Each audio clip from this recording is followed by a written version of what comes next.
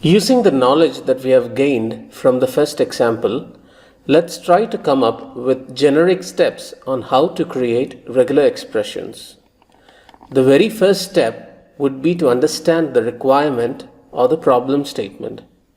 From the input text that is provided to us, what is it that needs to be included and what needs to be excluded? Once we are clear on this, we will move ahead to step number 2. Here, we identify patterns in the inclusion list or exclusion list. In the first example, we found a pattern in the inclusion list, but we should also look out for patterns in the exclusion list. Sometimes it might just be easier to come up with a regex for the exclusion list and then negate that regex. We will see how to do that in a subsequent example.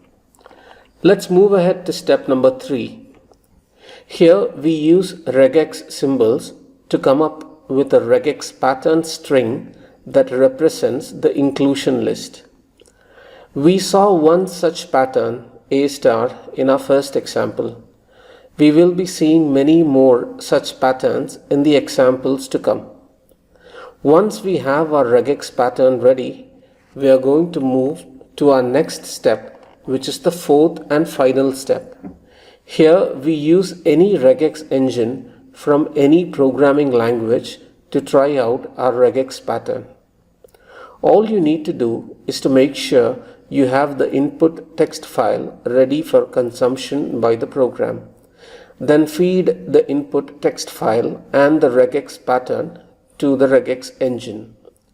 If everything goes fine, the engine will process your regex pattern and come up with positive matches in the input file. Once you have tried out a few examples, the fourth and final step becomes kind of repetitive. So try to concentrate on the first 3 steps where we come up with the regex pattern. This is the core area. Nevertheless, we will cover all 4 steps in this tutorial. Take a minute to internalize these steps. I'm going to have a minified version of this graphic on the screen on all subsequent examples that we are going to learn. So let's now move ahead